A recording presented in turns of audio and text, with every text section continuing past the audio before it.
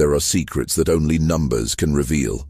Patterns invisible to the eye, but crystal clear on the pages of a ledger. Discrepancies no one questions because no one knows how to read the records. And sometimes, when someone finally learns to decipher those numbers, the truth that emerges is more disturbing than any lie. This is the story of how a girl who shouldn't have known how to write her own name became the only person capable of maintaining the financial records of one of the largest plantations in South Carolina, and how, in doing so, she discovered something that should have remained buried forever. Sarah was 8 years old when she realized she could see patterns where others saw only confusion. It wasn't magic, it was simply the way her mind organized the world around her. On Fairmont Plantation, where she'd been born, and where her mother worked in the houses, Sarah spent her days caring for the younger children while the adults fulfilled their tasks. But even in this seemingly simple occupation, her mind was always working, always calculating, always seeing connections that others missed. She counted everything. How many steps from the cabin to the creek? Exactly 247 if you walk the worn path, 231 if you cut through the tall grass behind the smokehouse. How many children wore shoes versus how many went barefoot? The ratio changed with the seasons, 12 with shoes in winter, only 3 in summer when the leather was needed for fieldwork. How many days passed between food distributions? Every Saturday at dawn unless it rained, in which case Mr. Vance delayed until Sunday, presumably because he didn't want to walk through mud. How many times the overseer visited certain areas of the property, 3 times daily to the cotton fields during harvest season, once weekly to the far pastures where the old equipment was stored. Sarah didn't just count, she remembered. Every number, every pattern, every deviation from the norm. That girl has her head in the clouds, old Martha would say, watching Sarah stare into the distance while the other children played, always looking at nothing with that thoughtful look on her face, like she's somewhere else entirely. But Sarah's head wasn't in the clouds. She was paying attention. More attention than anyone realized, more attention than would be prudent for someone in her position. She noticed that the overseer, Mr. Stevens, always limped more severely on Thursdays. She'd counted his steps and timed his rounds. Thursday was when he walked the entire property line, nearly 4 miles, checking fences. By evening, his old war injury would be bothering him, and he'd retire early. Thursdays were the safest days for small infractions, though Sarah never shared this observation with anyone. She noticed that Mrs. Vance ordered new fabric every 43 days, like clockwork. She noticed that the cook, old Esther, used exactly 2 handfuls of salt for every large pot of stew, and that when she used 3, it meant someone important was coming to dinner. She noticed that the dogs were restless 2 days before storms, and that the rooster that woke everyone at dawn was silent when frost was coming. Everything had a pattern, everything had a rhythm, and Sarah saw it all. Fairmont Plantation had belonged to the Vance family for 3 generations. The original Vance, Thomas's grandfather, had built the property from nothing in the 1790s, starting with 200 acres and a dozen workers. By the time his son inherited, it had grown to nearly 1,000 acres, with over 100 enslaved people working the cotton fields that stretched as far as the eye could see. The current owner, Thomas Vance, had inherited the property at 23, after his father's premature death from a riding accident. That had been in 1836, 7 years ago now. Thomas was tall and thin, with blonde hair that was already thinning despite his relative youth, and pale blue eyes that rarely seemed to focus directly on anyone. He had a reputation throughout the county for being a man of numbers, a detail-oriented proprietor who kept meticulous records of every aspect of his property. Not like his father, Sarah had heard the house servants whisper. Old Mr. Vance ran everything by feel, by instinct.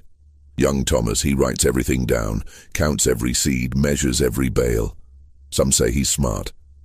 Others say he doesn't trust his own judgment. The plantation itself was impressive, even Sarah had to admit. The main house was a grand 3-story structure with white columns and a wraparound porch, sitting on a slight hill that overlooked the fields. Behind it were the various outbuildings, the kitchen house, the smokehouse, the laundry, the stables, the carriage house. Further back were the cabins where the field workers lived, arranged in neat rows like soldiers at attention, and beyond those, the endless fields of cotton, white bowls catching the sunlight like snow in autumn. The problem, Sarah had come to understand through whispered conversations she wasn't supposed to hear, was that Thomas Vance had difficulty keeping accountants. The first one, a young man fresh from a Charleston accounting firm, had left after only 6 months, citing health problems. "The climate doesn't agree with me," he'd told Mr. Vance, though the servant said he'd looked terrified when he'd packed his bags, constantly glancing over his shoulder as if expecting something terrible to appear. The second accountant, a middle-aged man from Virginia, had stayed a full year before departing abruptly one morning without even collecting his final wages. He'd left a brief note: "I cannot continue in this position. Please send my remaining pay to my family in Richmond." No explanation, no notice, just gone. The third, an elderly man named Herbert Crane, had arrived with the wary look of someone who'd heard the stories but needed the work too desperately to refuse. He'd stayed the longest, nearly 2 years, before dying suddenly one February morning. The doctor said it was his heart, simply gave out in his sleep. But some of the older workers murmured darker speculations late at night, talking about curses and bad luck and debts that followed families through generations. Sarah first saw the office when she was 9 years old, during that brief period between the second accountant's departure and Herbert Crane's arrival. Her mother, Della, had been called to clean the room after the Virginia accountant's sudden exit. Della was trusted in the big house. She'd worked there since she was a girl herself, first in the kitchen, then as a chambermaid, and now as Mrs. Vance's personal attendant. She was quiet, efficient, and knew how to be invisible when necessary, qualities that made her valuable to the Vance family. Sarah had accompanied her that day, as she often did when there were tasks that required an extra pair of hands. At 9 years old, Sarah was considered old enough to help with light work, but not yet old enough to be assigned to the fields or a specific trade. "Don't touch anything," Della had warned as they entered the office, her voice carrying that tone that admitted no disobedience. "Especially not the papers on the desk. Just help me with the dust on the shelves, and we'll be out of here quickly. Mr. Vance is particular about this room." But even as Sarah had nodded obediently, picked up her dusting cloth, and approached the shelves, she couldn't stop her eyes from wandering, couldn't stop her mind from absorbing every detail of this forbidden space. The office was smaller than she'd imagined, perhaps 15 feet square, with a single large window overlooking the front lawn. The walls were covered floor to ceiling with dark wooden shelves, and those shelves were packed with books. Not the kind of books Mrs. Vance kept in the parlor for show, leather-bound volumes of poetry and philosophy that no one ever read. These were working books, practical books, their spines worn from constant use. Ledgers, dozens of them, maybe over 100, each one thick as a Bible, bound in brown or black leather, with years marked on the spines in fading gold letters. 1825, 1830, 1835, 1840. A complete history of Fairmont Plantation, measured in pounds of cotton and dollars earned, all organized chronologically on those shelves. In the center of the room stood a massive oak desk, its surface scarred with years of use. An inkwell sat in one corner, the glass thick with dried black residue. A collection of pens lay scattered across the surface, some with nibs so worn they'd split. And covering nearly every inch of available space were papers, loose sheets covered with neat columns of numbers and words, pages that had been torn from ledgers, notes scrawled in margins, calculations worked out in the spaces between other calculations. It was chaos and order simultaneously, a mess that somehow made sense, a system that looked like disorder to the untrained eye, but clearly had its own internal logic. Sarah had moved closer to the desk, her dusting cloth hanging forgotten in her hand, drawn by those mysterious symbols marching across the pages in perfect rows, numbers. She recognized those, 1, 5, 7, 9. She could count, after all. Everyone could count, at least a little. But these numbers were arranged in ways that suggested meaning beyond simple counting. They were organized into columns with lines drawn between them. They were added together, creating sums at the bottom of pages. They told a story, if only she could read it. And there were other symbols too, curving lines and straight marks that she knew represented words, though she had no idea which words or what they meant. Her mother had told her these were called letters, and that when you put them together in the right order, they made sounds, and the sounds made words, and the words had meaning. Sarah had reached out, her small brown hand hovering inches above a page filled with those mysterious symbols, wanting desperately to touch it, to somehow absorb its secrets through her fingertips. Sarah. Della's voice had cracked like a whip, sharp with fear. Get away from that desk now. Sarah had jumped back as if burned, spinning to face her mother. Della had crossed the room in 3 quick strides and grabbed Sarah's arm, pulling her away from the desk. Her grip was tight enough to hurt, her eyes wide with something beyond anger, genuine terror. Do you have any idea what would happen if Mr. Vance came in and saw you touching his private papers? Do you? Della had whispered fiercely, her voice barely above a breath but somehow more forceful than a shout. I'm sorry, Mama. I didn't touch anything, I don't care what you stay away from that desk, away from those papers, away from anything in this room except the dust I told you to wipe. Do you understand me? Sarah had nodded, chastened but not quite repentant. Because even as her mother pulled her away, even as she returned to the safe task of dusting the shelves, her mind was still at that desk, still seeing those numbers and letters, still wondering what secrets they contained. They'd finished the cleaning in silence, and when they'd left, Della had locked the door behind them with the key Mrs. Vance had provided. But it was too late. Sarah had seen. And something inside her, that part that counted and organized and saw patterns in everything, had awakened like a hunger that couldn't be satisfied.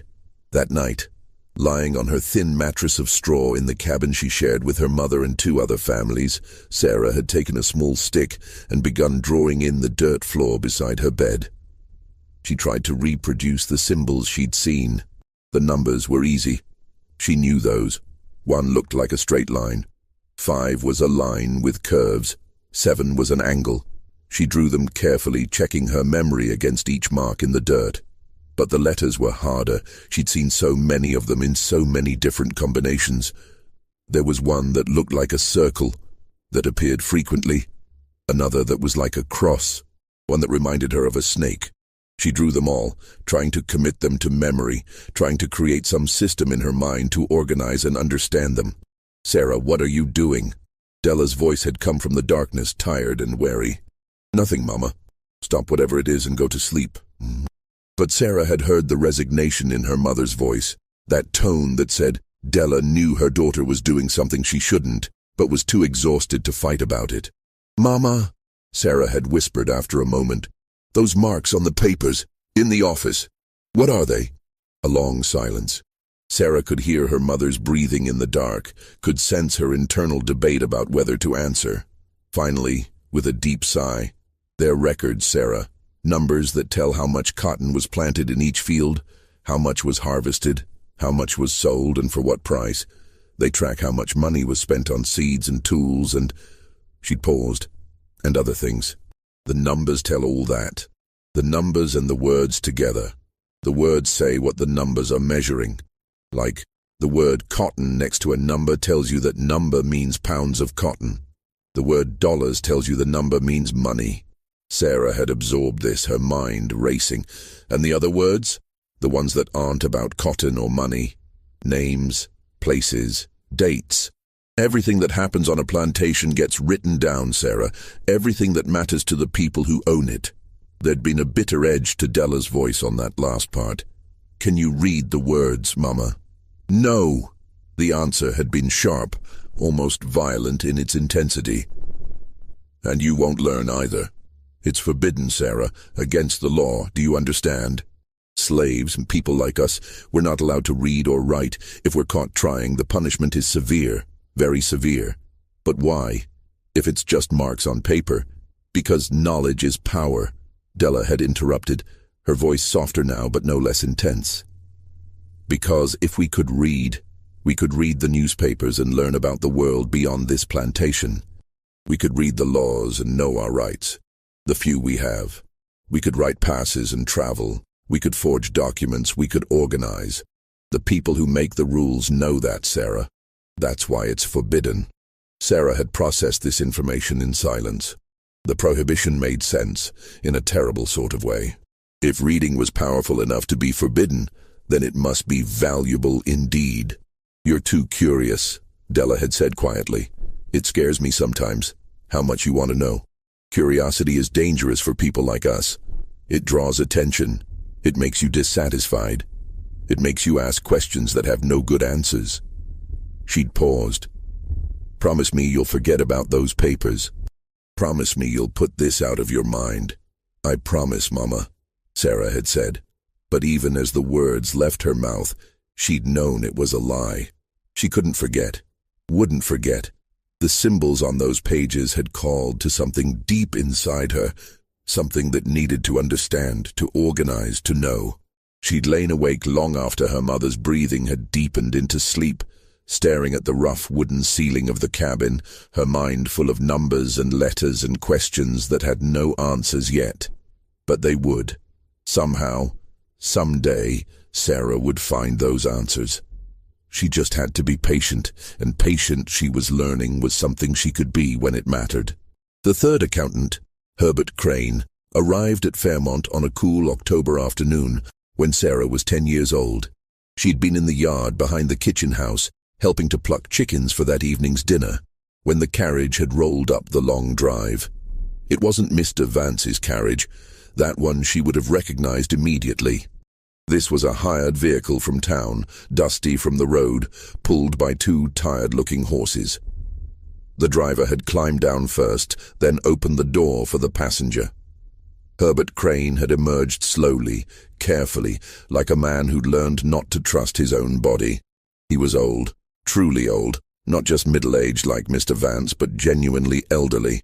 Sarah guessed he must be past 70. His face was deeply lined, like leather left too long in the sun, and his hair was white and sparse, revealing patches of age-spotted scalp. He wore spectacles with thick lenses that magnified his pale blue eyes, making him look perpetually startled. But it was his hands that drew Sarah's attention. They trembled constantly, a fine shake that made him fumble with his walking stick as he steadied himself against the carriage. When he reached back inside to retrieve his bag, she could see the effort it cost him just to maintain his grip. Mr. Vance had come out to greet him, and Sarah had watched the exchange from her position at the plucking table, her hands automatically continuing to work while her attention was focused entirely on the two men. Mr. Crane, welcome to Fairmont. Mr. Vance's voice had carried across the yard, professionally friendly, but with an undertone of desperation. This was his fourth accountant in 7 years, after all. I trust your journey wasn't too arduous. Long, Mr. Vance, but not unbearable. Herbert's voice was surprisingly strong for such a frail-looking man, cultured and precise. Your directions were excellent. Let me help you with your bag. I can manage, thank you. Herbert had hefted the worn leather case himself, though Sarah could see it was heavy, and his arms shook with the effort. I may be old, sir, but I'm not yet helpless. Of course, of course. Well, let me show you to your quarters. I've had the clerk's cottage prepared for you. It's modest but private and close to the office for convenience. They'd walked toward the back of the property, Mr. Vance matching his pace to Herbert's slow, careful steps.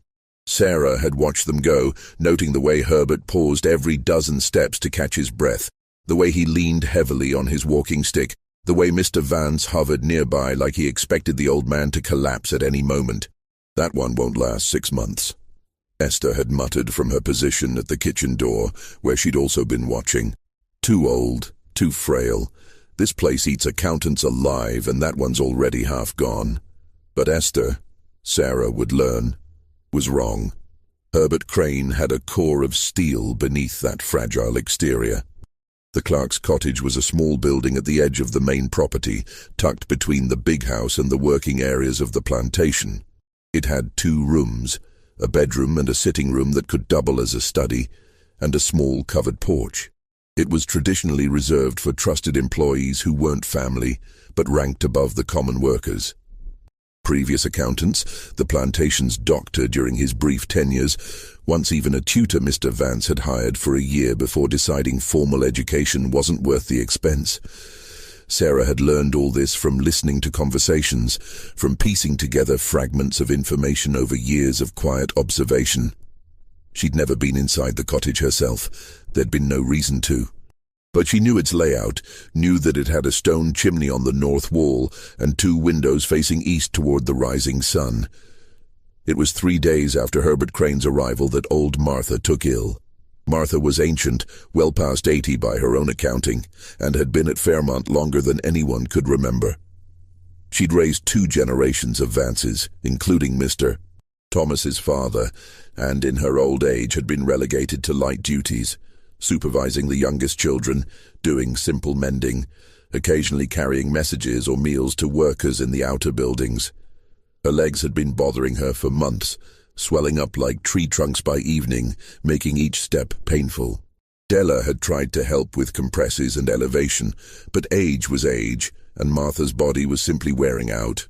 When she finally couldn't walk at all, confined to her bed in the cabin she shared with her daughter and grandchildren, someone had to take over her duties. "Sarah can handle it," Della had suggested to Mrs. Vance during one of their morning conferences, where the day's tasks were discussed and distributed. "She's responsible, discreet, and knows how to move quietly. Martha's duties aren't difficult, just time-consuming." Mrs. Vance had considered this, her sharp eyes evaluating Sarah, who stood quietly in the corner of the room as she often did when accompanying her mother. "She's rather young," Mrs. Vance had said. "What is she, 9? 10, ma'am. Old enough to be trustworthy. Very well.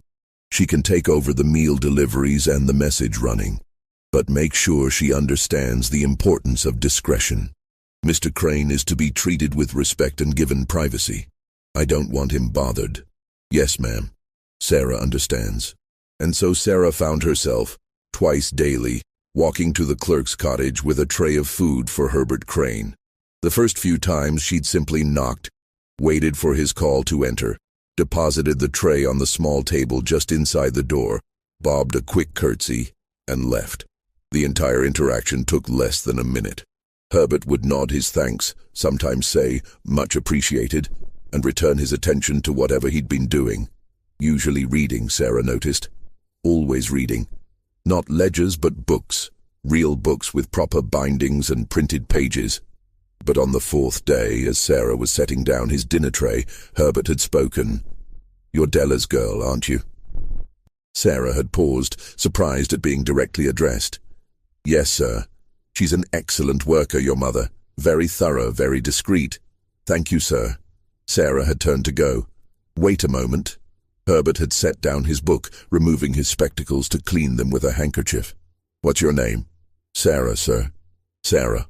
A good biblical name. Do you know the story of Sarah from the Bible?" "No, sir." It was true.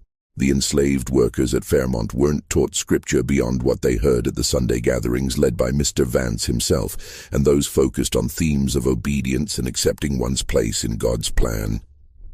She was the wife of Abraham, waited many years for a son, then finally had one when she was very old. Patience rewarded, you might say. He'd settled the spectacles back on his nose. "Tell me, Sarah, can you count?" The question had seemed innocent enough, but Sarah had hesitated anyway. There was something in his tone, some undercurrent of real interest, that made her wary. "A little, sir." "How much is a little? To 10? 20? Sarah had made a quick calculation. Admitting she could count to 100 might raise questions about how she'd learned, but claiming too little would make her seem stupid, and she had a feeling Herbert wasn't a man who suffered fools. "To 50, sir, maybe a bit more." Herbert's eyebrows had risen slightly. "Indeed? And who taught you?" "No one taught me, sir. I just picked it up." "Counting eggs?" Counting children when watching them, counting steps when walking places. Numbers just sort of make sense to me. Makes sense to you, Herbert had repeated, studying her with those magnified eyes. Interesting phrase. Most people would say they learned to count. You say numbers make sense. There's a difference. Sarah had said nothing, sensing that silence was safer than explanation. Well, Sarah, who counts to 50, thank you for bringing my dinner. You may go. She'd curtsied and left, feeling his gaze on her back until the door closed between them. Over the following days, the conversations had continued, growing gradually longer. Herbert seemed lonely, eager for some interaction beyond the curt professional exchanges he had with Mr. Vance. And Sarah, despite her caution, found herself drawn to the old man's obvious intelligence, his careful way of speaking, the kindness in his voice when he thanked her for each delivery. He'd begun asking her questions, simple ones at first. How many glasses of water do you bring me in the morning? 2, sir. And if I asked for 4, how many more would that be? 2 more, sir. If you brought 2 glasses twice a day for 7 days, how many total would that be? Sarah had calculated quickly. 28, sir. Correct. You're quick with mental arithmetic. Then the questions had grown more complex. It takes you approximately 4 minutes to walk from the kitchen to my cottage. How many times would you have to make that walk to equal an hour? Sarah had thought about it. 15 times, sir. Show me your reasoning. Well, an hour is 60 minutes. 60 divided by 4 is 15. Herbert had smiled. You understand division. I understand that if you split something into equal parts, you can figure out how many parts you have. Yes, sir. Did someone teach you division? No, sir, it's just logical. If I have 12 children to watch and need to split them into groups of 3 for a game, I know I'll have 4 groups. That's division, isn't it? It is indeed. Herbert had looked at her for a long moment. You have a natural gift for numbers, Sarah. A genuine mathematical mind. That's quite rare, even among those who receive formal education. Sarah had felt a warmth at the praise, even as she'd known she should be careful about showing too much ability. The turning point had come 3 weeks after Herbert's arrival. It was a moonless night, overcast and dark as pitch. Sarah had delivered Herbert's evening meal at the usual time, just after sunset, and had returned to her cabin expecting to sleep. But sleep wouldn't come. Her mind was too active, full of the number problems Herbert had been giving her, full of questions about the symbols she'd seen in the office so long ago, full of a restless hunger for something she couldn't name. Finally, unable to lie still any longer, she'd risen and slipped outside. The plantation was quiet, most everyone asleep except for the occasional dog barking in the distance. Sarah had walked without direction, just needing to move, and had found her feet carrying her toward the Clark's cottage. A faint light glowed in the window. Herbert was still awake. Sarah had stood in the darkness, watching the play of candlelight against the curtains, wondering what the old man was doing. Reading, probably. He was always reading. If you're going to lurk outside, you might as well come in. Herbert's voice had come from the half-open window, making Sarah jump. She'd frozen, caught, unsure whether to run or respond. I won't tell anyone, Herbert had continued, his voice gentle. I just saw a shadow pass by the window and recognized your height. Come in, Sarah. I want to talk to you. Slowly, heart pounding, Sarah had approached the door. It opened before she could knock, and Herbert stood there in his nightshirt and robe, a candle in one trembling hand. Come in, quickly, before someone sees. Inside, the cottage was warm and close, heated by a small fire in the hearth. Books were piled on every surface. The table, the chairs, the floor beside the bed. More books than Sarah had ever seen in one place outside of Mr. Vance's office. Herbert had gestured to a chair. Sit. Sarah had perched on the edge of the seat, ready to flee if necessary. I've been observing you, Herbert had said, settling into his own chair with a slight groan. These past 3 weeks, you're not just intelligent, Sarah. You're exceptional. The speed with which you solve mental arithmetic, the way you intuitively grasp mathematical concepts without formal instruction. I've been an accountant for 50 years, and I've met perhaps 3 people with your natural aptitude." Sarah had said nothing, unsure where this was leading. "I'm going to ask you a question, and I want an honest answer. Can you give me that?" "I'll try, sir." "Do you want to learn? Really learn? Not just pick up fragments here and there, but truly understand numbers and letters and how they work together to record and communicate information?" The question had hung in the air between them, huge and dangerous and thrilling. "Yes," Sarah had whispered. "More than anything." Herbert had nodded slowly. "I thought so. I see it in your eyes every time I give you a problem to solve. That hunger. I had a daughter once who looked at books the same way." His voice had grown distant. "Clara. She died young, 15 years old. I'm sorry, sir. It was a long time ago, nearly 40 years now, but I've never forgotten the waste of it. She was brilliant, Sarah. Brilliant in a way the world had no use for, because she was female and poor. I couldn't afford to educate her, couldn't even teach her myself because I was too busy trying to earn enough money to keep us fed.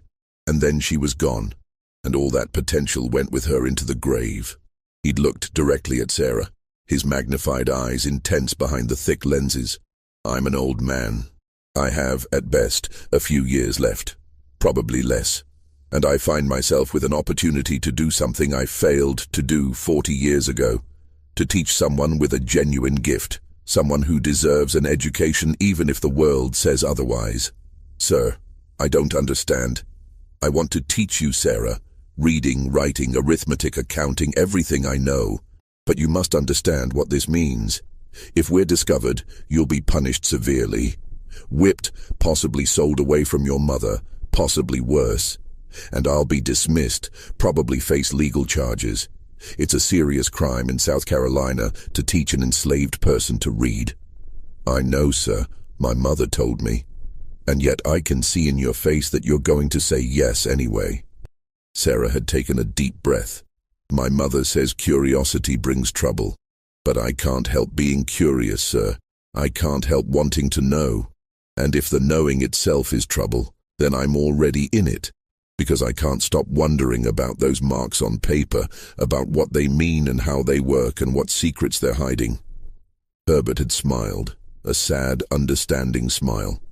"Then we're both fools, you and I. But at least we'll be fools with purpose." He'd extended his trembling hand. "Do we have an agreement?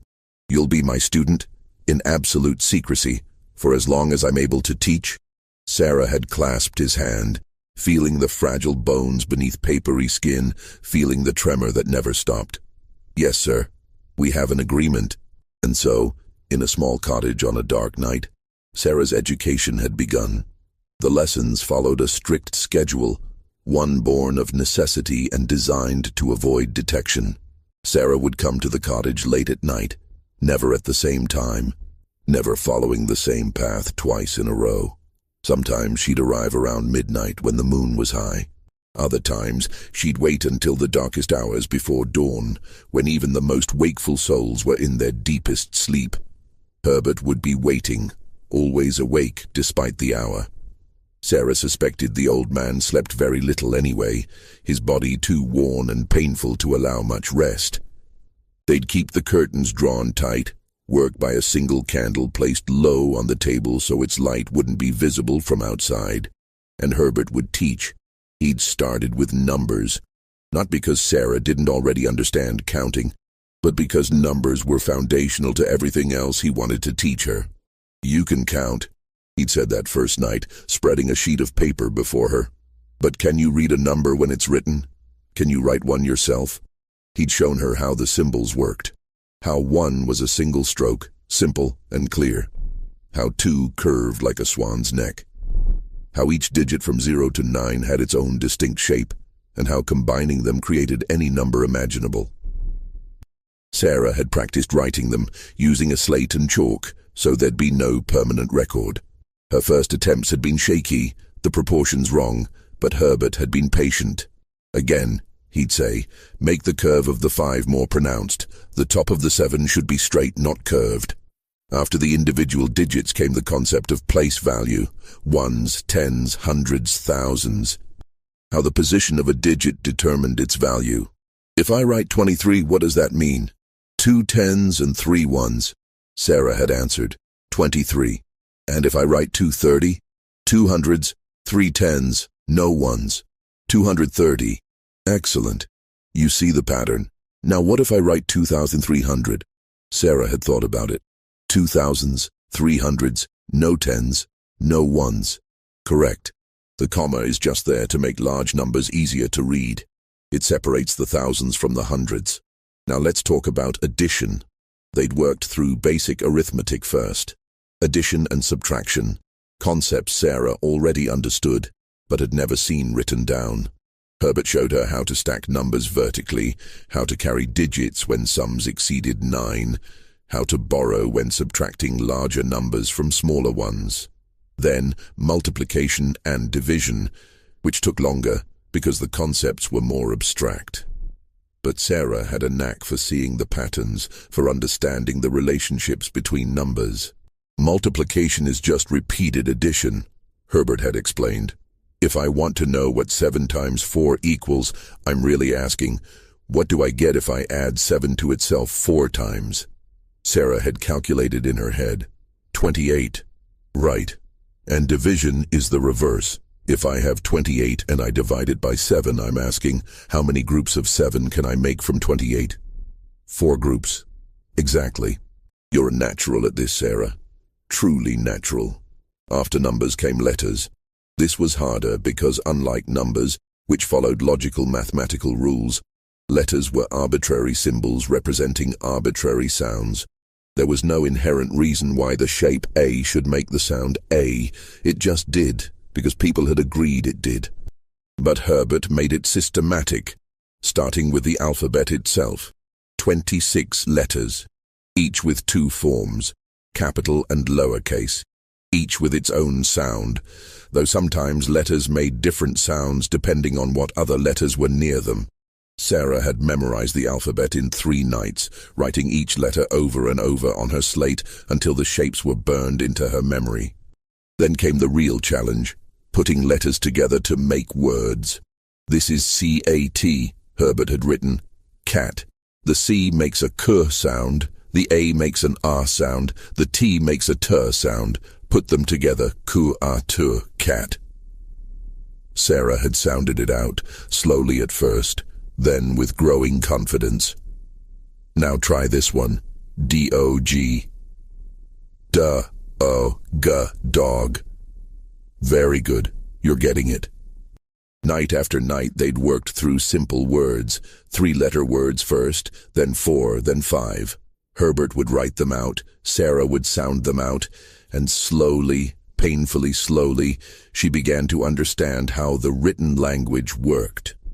Reading came before writing, simply because reading was less risky. Sarah couldn't carry papers with her own handwriting back to her cabin. If they were discovered, there'd be no explanation possible. But she could practice reading Herbert's writing or the printed words in his books, and carry that knowledge safely in her mind. Writing would come later, once the reading was solid. Della knew what was happening. She had to know. Sarah was gone for hours each night, returning just before dawn with exhaustion written in every line of her young face. But her mother never directly confronted her, never demanded she stop. Instead, Della covered for her. When others noticed Sarah looked tired, Della would say her daughter had been up helping with a sick child. When someone commented on Sarah's unusual schedule, Della would create excuses about extra duties Mrs. Vance had assigned. It was a silent acceptance, born perhaps from Della's own frustrated dreams, her own secret wish that she'd had the chance to learn what her daughter was learning now.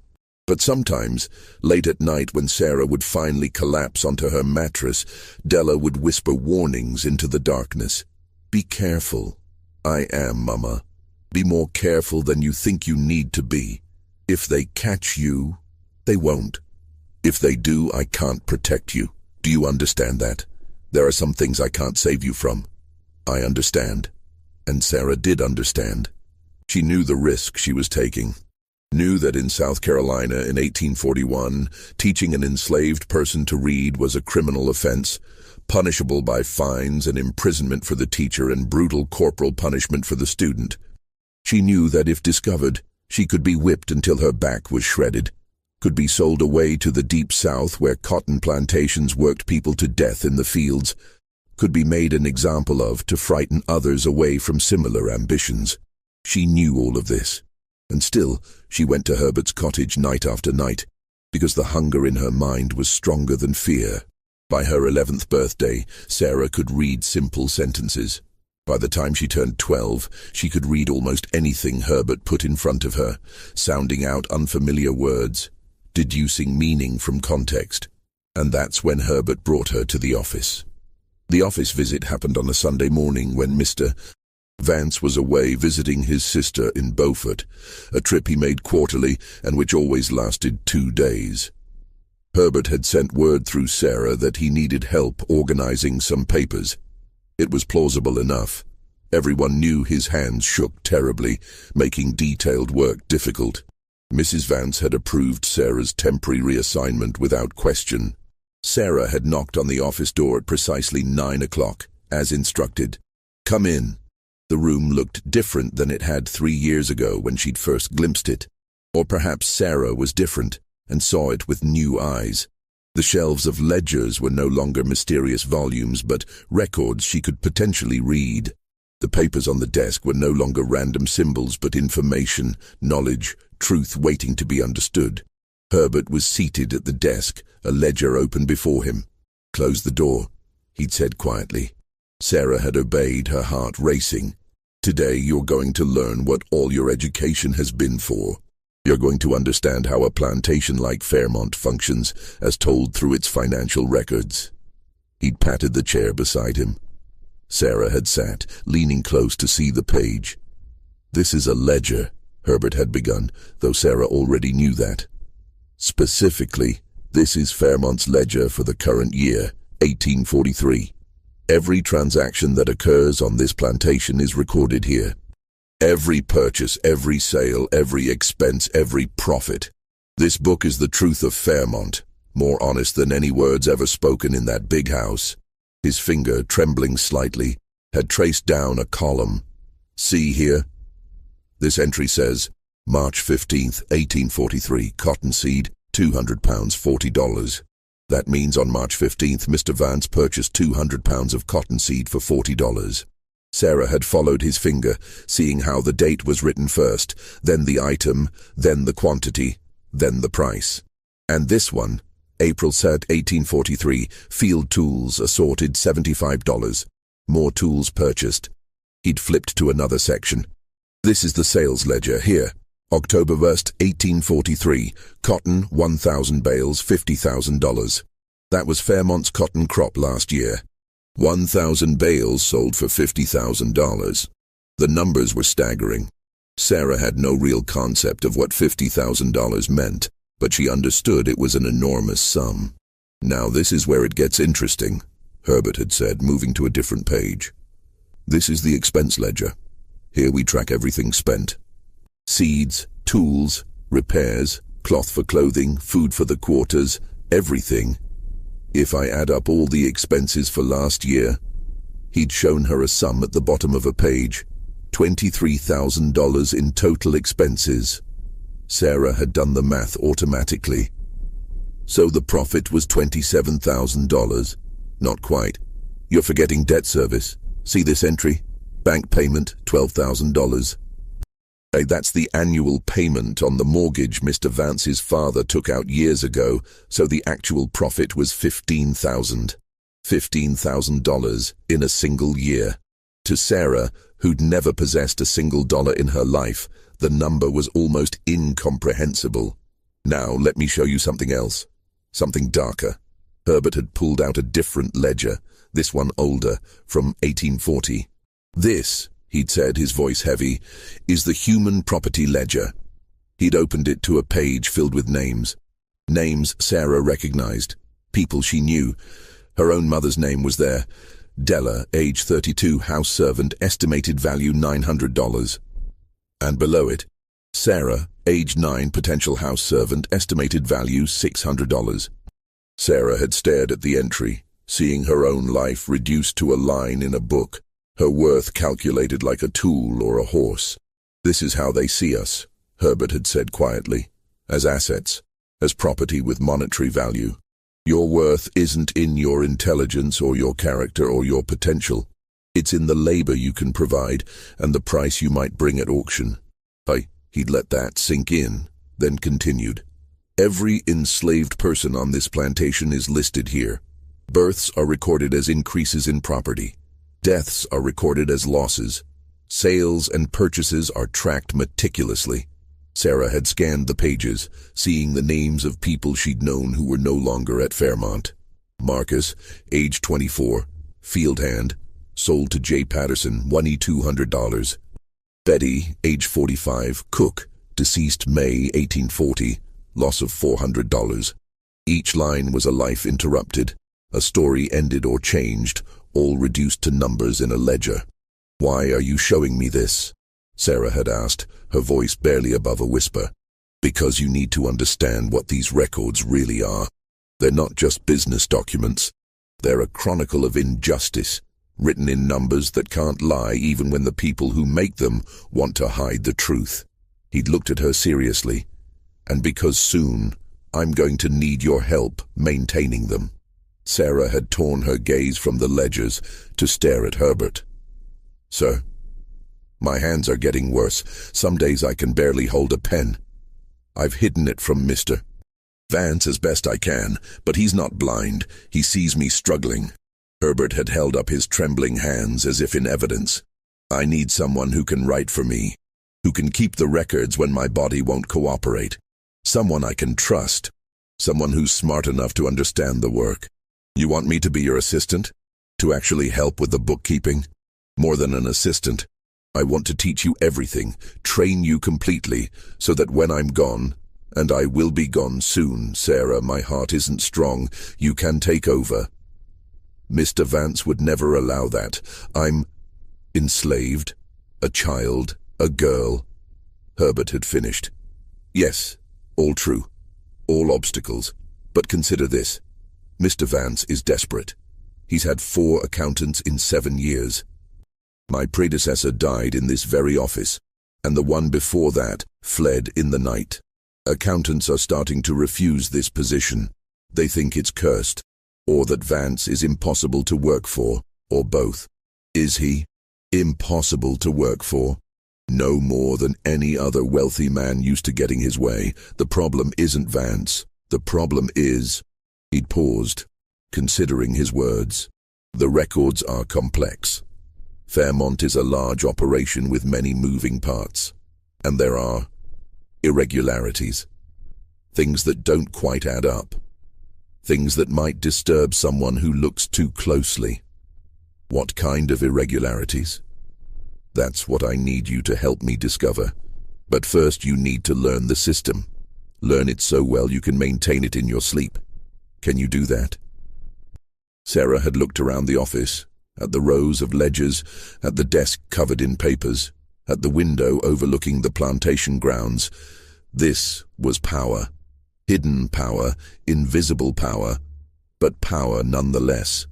The person who kept the records, who knew where the money came from and where it went, who understood the numbers that made Fairmont function. That person had knowledge others didn't. And knowledge, as her mother had said, was power. "Yes," Sarah had said, "teach me everything." Over the next 6 months, Sarah became intimately familiar with every aspect of Fairmont's bookkeeping system. She learned Herbert's filing method, how he cross-referenced entries between different ledgers, how a cotton sale would be recorded in the sales ledger, with a matching entry in the cash ledger showing payment received, and another entry in the inventory ledger showing the depletion of stored bales. She learned the calendar of the plantation, planting season in March and April, growing season through the summer, harvest in September and October, selling in November and December, winter months for repairs and planning. She learned how to calculate depreciation on equipment, how to estimate the value of growing crops, how to project next year's expenses based on current trends, and Herbert taught her to write in the ledgers themselves. This was terrifying at first.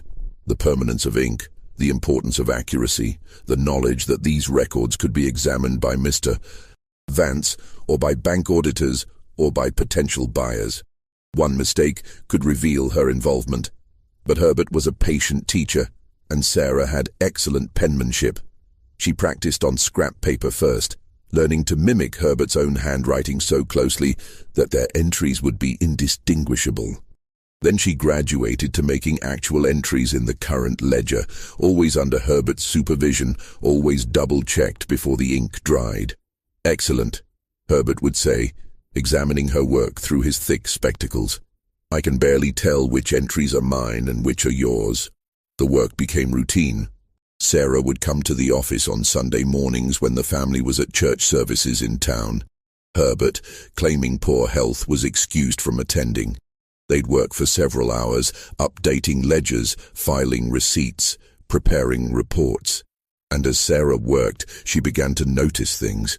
Small discrepancies at first, numbers that didn't quite match across different ledgers, entries that seemed out of place. "Mr. Crane," she'd said one Sunday, pointing to a line in the expense ledger from 2 years prior. "This entry says 15 plows were purchased in March of 1841. Price paid was $750. Yes, I remember that purchase. But look here in the sales ledger from last month. It says 10 used plows were sold to the Patterson Plantation for $300. That's correct. Old equipment that was being replaced. So we should still have 5 of the plows purchased in 1841, yes? The 15 we bought, minus the 10 we sold, leaves 5. In theory, yes. But according to the current inventory list, we only have 2 plows total on the property. What happened to the other 3? Herbert had frowned, checking the numbers himself. That's odd. They could have broken, I suppose, or been scrapped. But wouldn't that be recorded somewhere? You said everything gets recorded. Everything should be recorded, yes. But sometimes things fall through the cracks. Equipment breaks in the field and gets disposed of without anyone telling me. But Sarah's mind was already moving, seeing patterns. She began looking for other discrepancies. She found them. Tools purchased that never appeared in inventory lists. Cloth bought for worker clothing that, when Sarah did a head count and estimated yards needed per person, should have been far more than was actually required. Food supplies ordered weekly that should have lasted months, based on the number of people being fed. And stranger still, there were entries that looked wrong. Numbers that appeared to have been written over, where the ink was slightly thicker or a different shade, as if the page had been altered after the fact. Someone is stealing, Sarah had concluded after weeks of careful analysis. Or the records are being changed to hide something. Herbert had looked troubled. "That's a serious accusation, Sarah." "I know, sir. But look at the patterns. Over the past 3 years, there's been a consistent shortage of about 15 to 20% on all supplies and equipment purchases. It's hidden because each individual discrepancy is small, but when you add them all together..." How much? Sarah had calculated in her head, cross-referencing multiple ledgers. At least $3,000, maybe more. $3,000. A fortune being siphoned away from Fairmont's operations, hidden in a pattern of small thefts and altered records. "Who has access to the accounts?" Sarah had asked. "Myself, obviously. Mr. Vance reviews them regularly, and his business manager, Crawford, approves all purchases and deliveries." Crawford, Sarah had repeated. The name meant nothing to her. She'd seen him around the plantation, a middle-aged man with a neat beard and an air of self-importance, but had never spoken to him. "He's been Mr. Vance's manager for 4 years now?" "Yes, he was hired in early 1840. Sarah had pulled out the ledgers from 1839 and compared them to those from 1841. The discrepancies began appearing in late 1840, about 6 months after Crawford's arrival. "It's him," she'd said with certainty. "Crawford is stealing from Mr. Vance." Herbert had rubbed his forehead, looking suddenly very old and very tired. "If you're right, and I suspect you are, this is extremely dangerous knowledge, Sarah. Shouldn't we tell Mr. Vance?" "And say what?" That a 12-year-old enslaved girl who isn't supposed to be literate has been studying his confidential business records and discovered a pattern of embezzlement? Think about what that means, Sarah. We'd both be punished, severely, and Mr. Vance still might not believe us. So we do nothing. Let Crawford keep stealing. No, we wait for the right moment. We gather undeniable evidence. And when I can present it as my own discovery, when I can position you as my trained assistant rather than an impossible anomaly, then we act. He'd placed a trembling hand on her shoulder. Patience, Sarah. Patience and careful planning. That's how we'll handle this. But patience, it turned out, was something they didn't have much of. Herbert Crane died on a bitter cold morning in February 1844, 2 months after his 73rd birthday. Sarah found him when she brought his morning water at 6 o'clock, as she did every day. The door was unlocked, which was unusual. Herbert was always careful about locks, especially when Sarah was coming and going at odd hours. "Mr. Crane," she'd called softly, pushing the door open. No response. The sitting room was cold, the fire having burned down to ash hours ago. Through the doorway to the bedroom, Sarah could see Herbert's form in the chair by the window, motionless. She'd approached slowly, some part of her already knowing what she'd find, but refusing to accept it. Herbert sat with a ledger open on his lap, his spectacles askew on his nose, his eyes closed. His face was peaceful, almost serene, like he'd simply drifted off while reading. But when Sarah touched his hand to wake him, the flesh was cold. He'd been dead for hours. Sarah stood there for a long moment, holding the pitcher of water, feeling something fundamental crack inside her. Herbert had been more than a teacher. He'd been the only person besides her mother who'd ever looked at Sarah and seen a complete human being. Someone with value beyond labor, someone with potential, someone worth investing in. And now he was gone. Eventually, practical necessity overcame grief. Sarah set down the pitcher and looked at what Herbert had been reading. It was the current year's ledger, open to recent entries. Several purchases had been circled in pencil, all of them signed off by Crawford, all of them showing the same pattern of inflation Sarah had identified months ago. At the bottom of the page, in Herbert's increasingly shaky handwriting, were 2 words: Show Vance. Herbert had known he was dying, had known he might not have much time, and he'd left Sarah instructions for what to do next. She'd carefully removed a blank page from the back of the ledger and copied the circled entries, duplicating Herbert's notes. Then she'd hidden the paper in the waistband of her dress, smoothed her expression into something appropriately distressed, and gone to raise the alarm. The household had responded as expected. Mrs. Vance came to verify the death. A messenger was sent to fetch Mr. Vance from wherever he was on the property. The doctor was summoned, though there was clearly nothing he could do. Sarah had stood in the background as they removed Herbert's body, as they inventoried his possessions. Few. As they made arrangements for burial. Simple.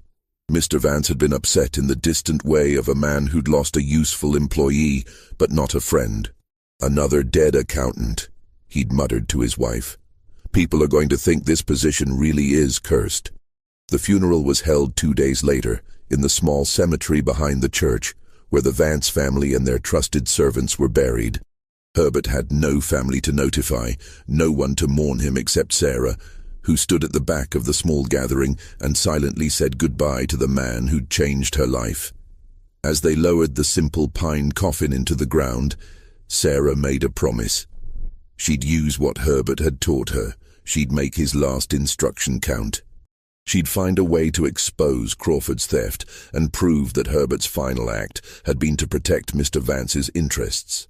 It was the least she could do for the man who'd given her the gift of knowledge. After the funeral, Sarah had expected Mr. Vance to immediately begin searching for a new accountant. Instead, days passed, then a week, then 2 weeks. The office remained locked. The ledgers went untouched. Current transactions were piling up without being recorded. Sarah learned why when she overheard a conversation in the big house. Mr. Vance was in his study with his wife, discussing the situation in tones loud enough to carry into the hallway where Sarah was pretending to dust. No one will take the position, Margaret. I've written to every accounting firm in Charleston, every independent bookkeeper within 50 miles. They've all heard about Fairmont. 3 accountants in 6 years, 2 left abruptly, 1 died. They think there's something wrong here. Is there? Mrs. Vance had asked. Something wrong, I mean?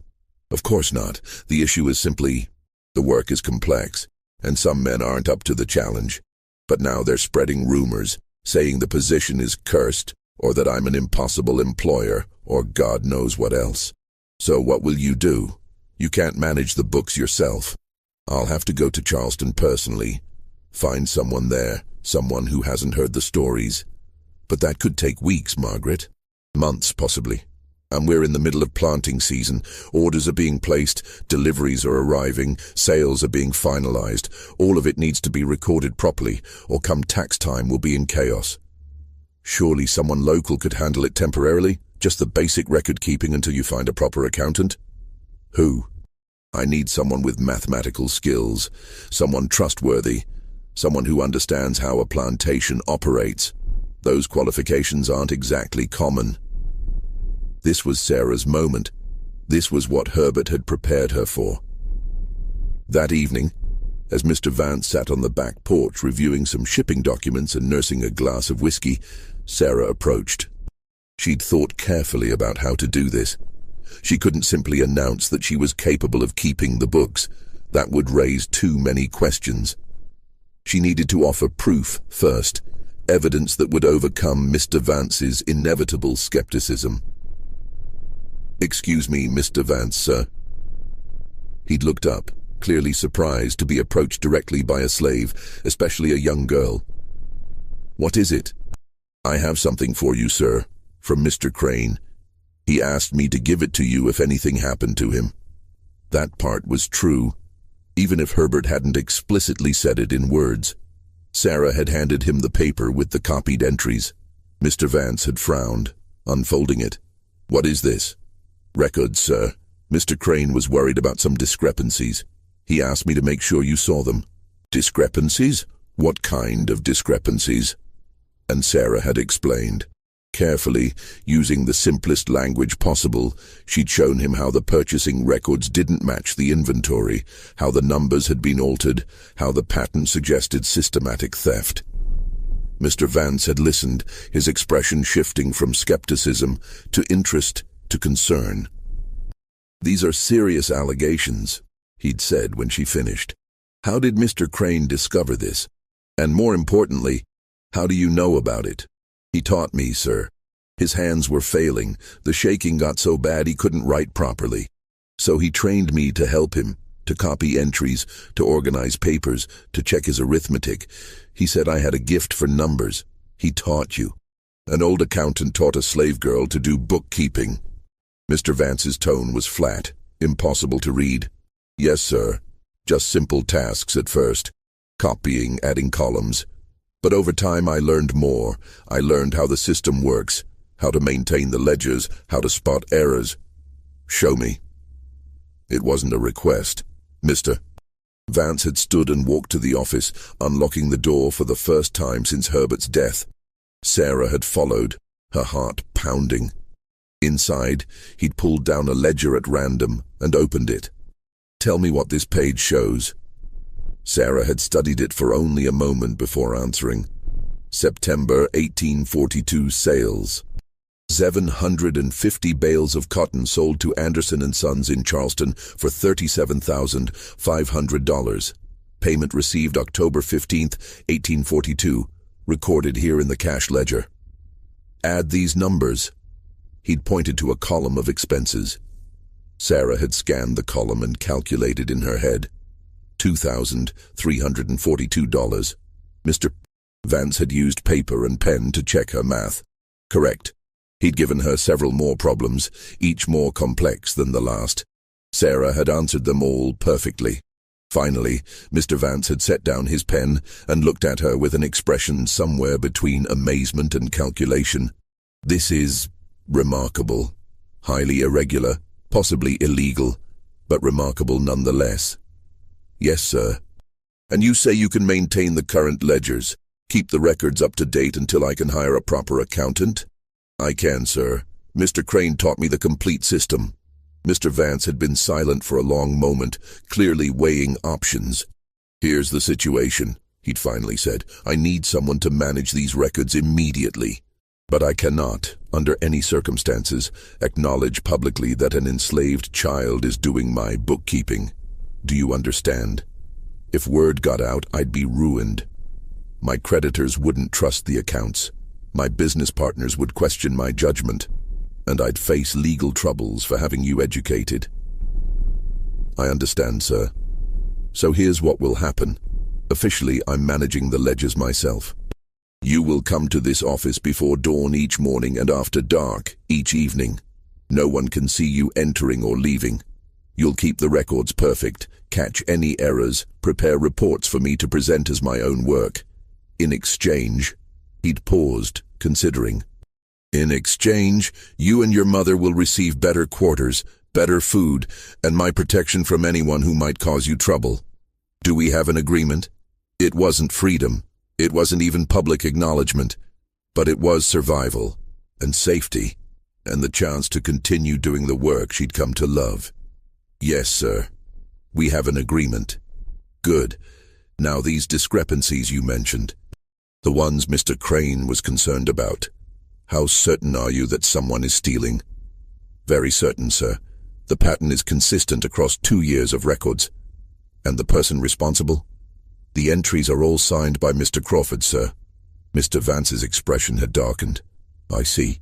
Thank you for bringing this to my attention. You may go. Return tomorrow at 5 in the morning.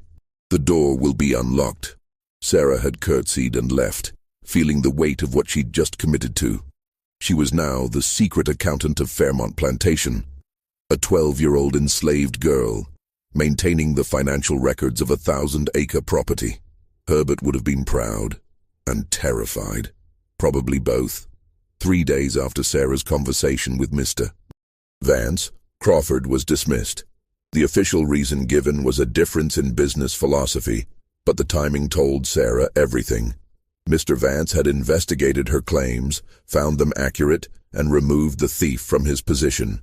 A new manager was hired within the week, a young man named Robert Gray from Virginia, with impeccable references and no apparent desire to embezzle from his employer. And Sarah began her double life.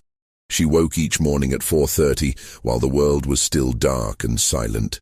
She'd dress quietly, careful not to wake her mother, though Della was always awake, silently watching her daughter leave, and make her way through the pre-dawn darkness to the office. The door would be unlocked as Mr. Vance had promised. Inside, she'd light a single candle and get to work. The previous day's transactions would be waiting for her in a folder on the desk. Receipts, bills of sale, payment records, all the paperwork that needed to be entered into the ledgers. Sarah would process them methodically, recording each transaction in the appropriate books, cross-referencing between ledgers, ensuring everything balanced. She worked quickly and accurately, her mind thriving on the precision required. Each number had to be exactly right. Each entry had to be perfectly legible. There was no room for error in this work, no possibility of correction without obvious evidence of change. By 6:30, she'd be finished and gone, slipping back to the quarters before the workday officially began. She'd return to her cabin, help her mother with whatever morning tasks needed doing, and then report for her official duties, still helping in the big house, still maintaining the appearance of being a simple servant girl. In the evenings, the process repeated. After dinner was served and the family had retired, Sarah would return to the office. More entries to record, reports to prepare, ledgers to balance. Sometimes Mr. Vance would be there, reviewing her work, asking questions about specific entries.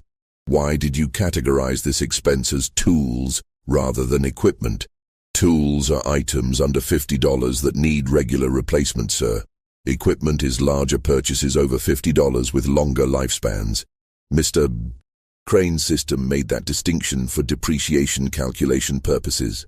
I see. And this calculation here? That's the projected cotton yield for the South 40 acres, based on the previous 3 years' averages adjusted for this year's rainfall totals. You tracked rainfall? Mr. Crane did, sir. There's a correlation between spring rainfall and harvest yields. Approximately 1 inch of rain above average translates to an additional 10 pounds per acre. Mr. Vance had stared at her. You're frighteningly good at this. It wasn't quite a compliment, more an observation tinged with unease. But Sarah had accepted it as such. The work was exhausting. 4 to 5 hours of intense mental concentration daily on top of her regular duties. But it was also exhilarating. In the office, surrounded by ledgers and numbers, Sarah had a kind of power she'd never experienced before. She knew things, important things, secret things. She knew exactly how much profit Fairmont made each quarter. She knew which investments paid off and which ones lost money. She knew where Mr. Vance was cautious and where he took risks. She knew that he'd borrowed money from a Charleston bank 3 years ago to expand the plantation, and that the debt weighed heavily on the property's finances. She knew that last year's cotton crop had been disappointing, yielding 15% below projections, and that Mr. Vance had covered the shortfall by selling off some timberland. She knew things Mr. Vance probably didn't realize she knew, details buried in years of records that she'd absorbed while learning the system. And knowledge, as she'd learned, was a kind of freedom. Even if she was still enslaved, even if she still had no control over her own fate, at least she understood the numbers that governed her world. Della watched her daughter's transformation with mixed emotions. On one hand, Sarah was safer than most. The better quarters Mr. Vance had promised materialized, a private cabin for just the two of them, with a real floor and a chimney that didn't smoke. The food improved too, with regular allocations of meat and vegetables that other workers didn't receive. But Della could see the cost. Sarah was always tired, with dark circles under her eyes from lack of sleep. She had no friends her own age, no time for the small pleasures of youth.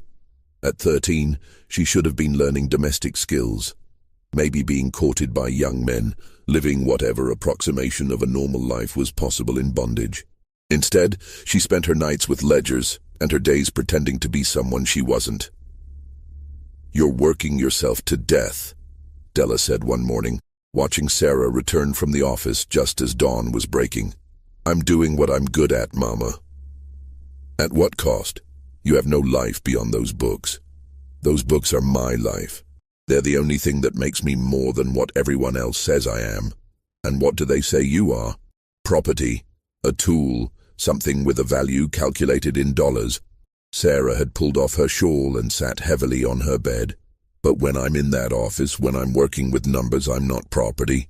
I'm a person with skills, with knowledge, with value that can't be measured in an auction price." Della had sat beside her daughter, putting an arm around her thin shoulders.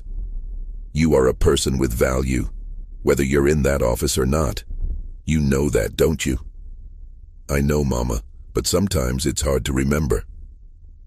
The years passed in this rhythm. Sarah grew from a child into a young woman, her body changing even as her mind grew sharper.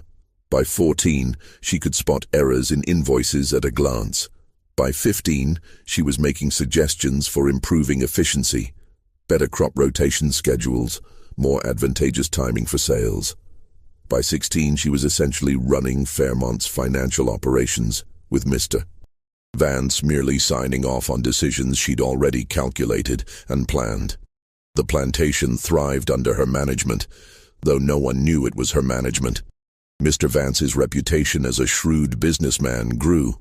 Other plantation owners would ask his advice, marvel at his organized records, comment on his impressive profit margins. And Mr. Vance would accept the praise, never mentioning the 16-year-old girl who did all the actual work. It created a strange dynamic between them. Mr. Vance needed Sarah desperately. She was irreplaceable at this point, the only person who fully understood Fairmont's complex financial systems. But he also resented that need, resented being dependent on someone he owned, someone he could never publicly acknowledge. Sometimes he'd test her, trying to catch her in an error. "This calculation seems wrong." "Which one, sir?" The projected expenses for next quarter. Sarah would review her work, confident in her accuracy. I've checked it 3 times, sir. The number is correct. Show me your reasoning. And she would, explaining each step of her logic until Mr. Vance had to admit she was right. Other times he'd ask her opinion on decisions that had nothing to do with bookkeeping. Gray wants to try a new cotton variety in the East Fields. What do you think? Sarah would consider the question carefully. What's the cost difference in seeds? What's the projected yield increase? What are the risk factors if it fails? You tell me. You're the one with all the data. And Sarah would pull the relevant information from memory, calculate the risk-reward ratio, and give her recommendation. More often than not, Mr. Vance would follow her advice. It was power without acknowledgement, influence without recognition. But it was still power. And then James Fletcher arrived, and everything began to unravel. James Fletcher came to Fairmont in the spring of 1847 as the new overseer, replacing Mr. Stevens, who'd finally retired after 40 years of service. Fletcher was young for the position, perhaps 30, with sharp features and sharper eyes that seemed to notice everything. Where Stevens had been comfortable and predictable, Fletcher was ambitious and observant. Sarah noticed him immediately because he noticed her. Not in the way some men noticed young women. Fletcher showed no inappropriate interest, but he watched her the way a hawk watches a mouse, with an intensity that suggested he was trying to solve a puzzle. The first incident came a week after his arrival. Sarah had been crossing from the kitchen to the big house carrying a basket of linens when Fletcher had appeared seemingly from nowhere. "You're Della's daughter, aren't you?" Sarah had stopped, curtsied slightly. "Yes, sir." "What's your name?" "Sarah, sir." "And what are your duties here, Sarah?" "I help my mother in the big house, sir. Cleaning, laundry, whatever's needed." "I see." He'd looked at her appraisingly. "You seem quite capable. How old are you?" 16, sir." 16. And you've been working in the house your whole life?" "Yes, sir." "Never in the fields?" "No, sir. My mother worked in the house, so I was trained for the same." Fletcher had nodded slowly. "Interesting. Thank you, Sarah." He'd walked away, but Sarah had felt his gaze on her back. The question seemed innocent enough, but there was something about Fletcher's attention that set Sarah on edge. He was gathering information, building a picture of the plantation's operations, and Sarah had a feeling she didn't want to be a prominent part of that picture. Her concerns proved justified a few weeks later when she overheard Fletcher talking to Mr. Gray, the business manager. "The girl, Della's daughter, Sarah, why does she go to the office?" Sarah had been passing the open window of Gray's small workspace and had frozen at the sound of her name. "To clean, I assume," Gray had replied, sounding uninterested. "Mr. Vance is particular about that office being kept dust-free. At 4 in the morning, and again at 10 at night?" Sarah's blood had run cold. Fletcher had been watching her schedule, tracking her movements. "That does seem odd," Gray had admitted. "But Mr. Vance has his ways of doing things. Best not to question it. I'm the overseer. It's my job to question things that seem irregular." "Then question Mr. Vance directly, not me." Sarah had hurried away before she could hear more, but the damage was done. Fletcher knew about her unusual schedule. He was suspicious, and he was the type of man who wouldn't let suspicions rest until he had answers. She told Mr. Vance immediately. That evening, when she came to the office for her usual work session, Mr. Vance was waiting for her with an expression of barely contained frustration. "Fletcher has been asking about you." "I know, sir. I overheard him." "This is problematic. He's observant, and he's not satisfied with vague answers. I tried to deflect his questions, told him you clean the office, but he's clearly not convinced. What do we do, sir?" "You need to be more careful. Vary your schedule. Don't come every morning. Skip some days, work longer on others to compensate. Use different routes to get here. If Fletcher is watching, make it harder for him to establish a pattern." Sarah had nodded, but she'd known it might not be enough. Fletcher struck her as the persistent type, The kind of man who, once he'd latched onto a mystery, wouldn't let it go until he'd solved it. She'd been right. Over the following weeks, Fletcher's surveillance had continued. Sarah would catch glimpses of him in places he had no obvious reason to be. Near the path she usually took to the office, watching from the shadows of the stable, standing at windows that overlooked the areas she frequented. He started asking questions around the plantation. Who was Sarah? Why was she given preferential treatment? What was her relationship with Mr. Vance? The implications in that last question were ugly, and rumors began to spread. Whispered speculation about why a slave girl had private quarters, better food, access to the big house at all hours. Della was furious. "That man is going to get you in serious trouble," she'd hissed one night. "People are talking, Sarah, saying terrible things." "I know, Mama. I don't know how to stop it." "You stop it by staying away from that office. Let Mr. Vance find someone else to do his books. He needs me. The system is too complex for anyone else to learn quickly.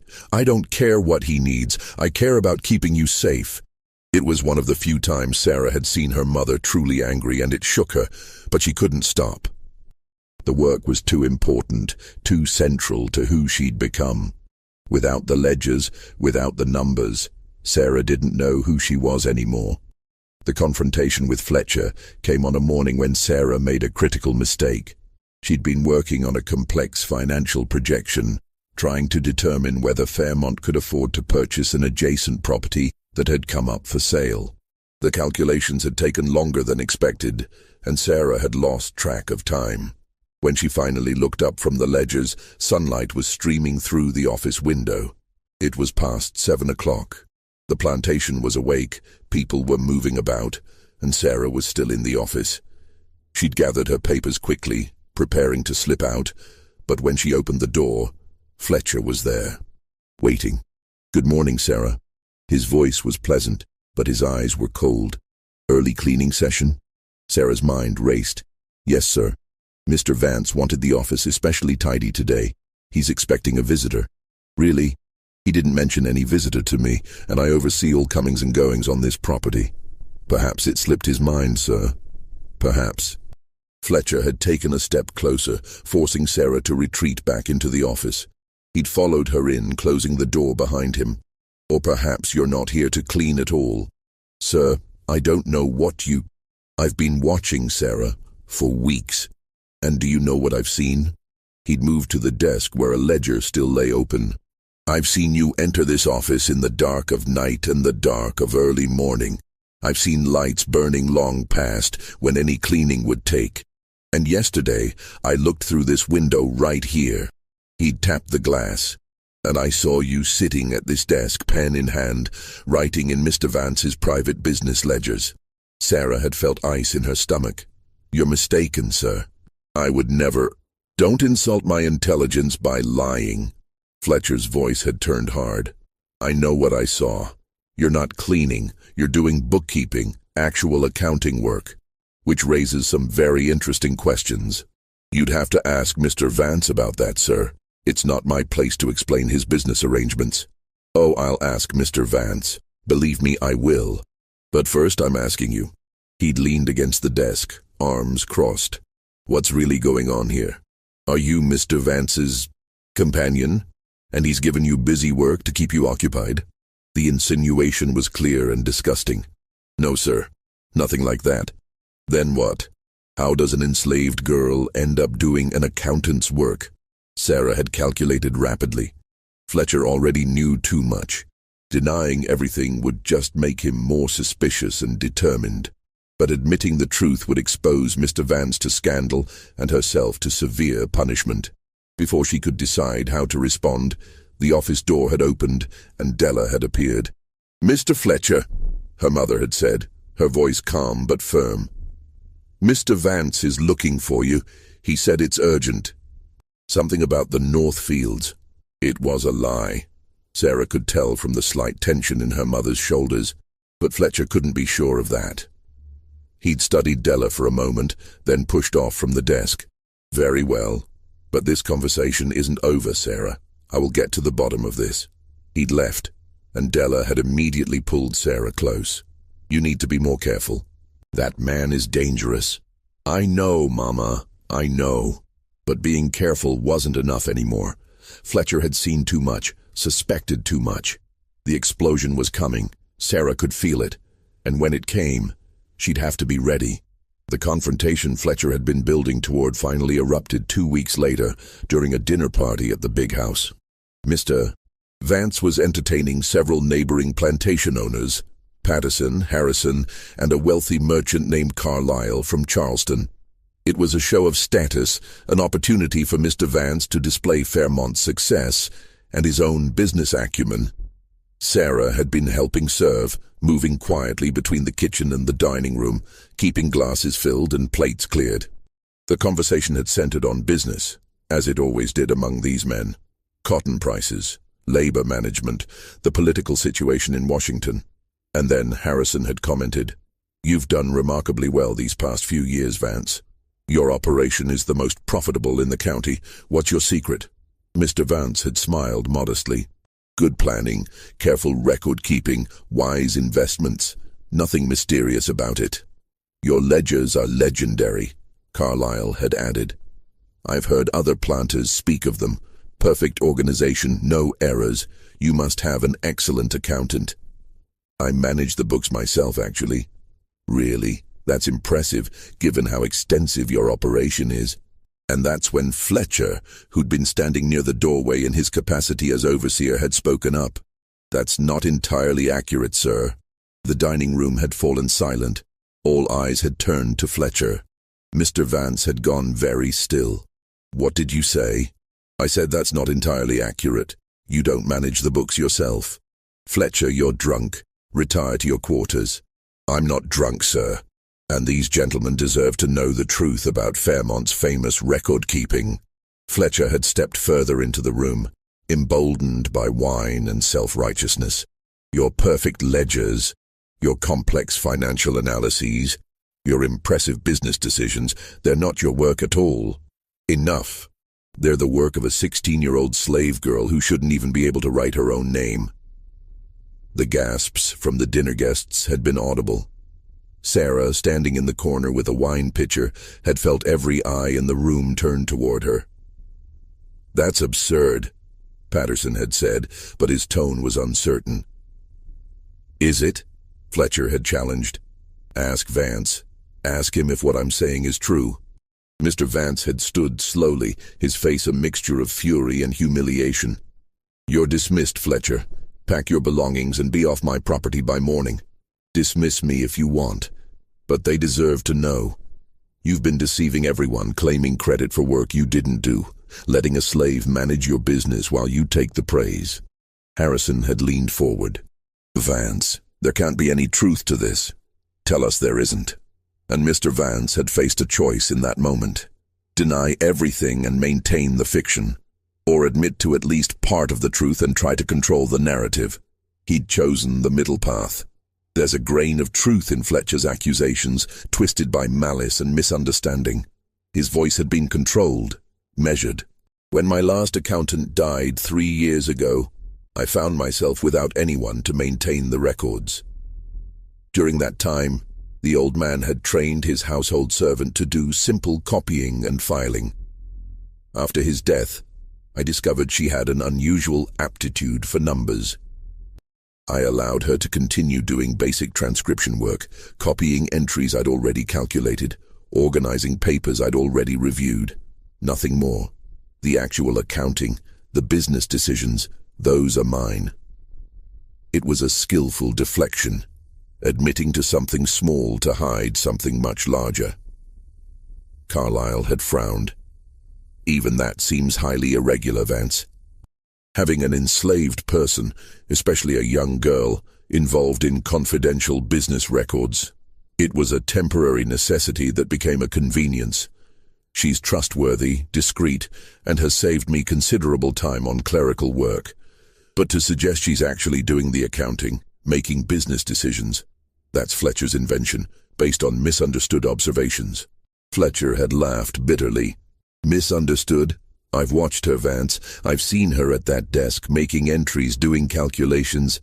She's not just copying, she's..." You've seen what you wanted to see. Mr. Vance had cut him off.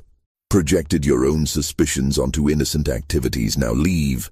Immediately. Security had escorted Fletcher from the room, still protesting, still insisting he was right. But the damage was done. The dinner guests had left earlier than planned, making polite excuses. And within a week, rumors were spreading across the county. Thomas Vance, they whispered, had an enslaved girl doing his bookkeeping. Some versions of the story made Sarah out to be a savant.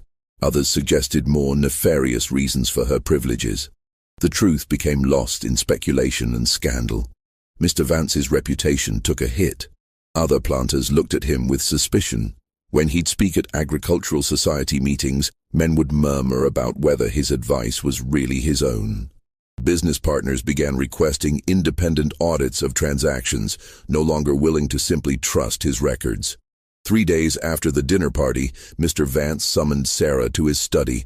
She'd known this was coming, had been preparing for it. "This arrangement is over," Mr. Vance had said without preamble. "The talk is damaging my standing. I can't afford to have you working on the records anymore." "I understand, sir. I'll be hiring a new accountant, someone from Charleston who hasn't heard the stories. It will take time to find the right person, but in the meantime, you'll need the books organized so the new accountant can take over smoothly." "Exactly." Mr. Vance had looked at her with something that might have been regret.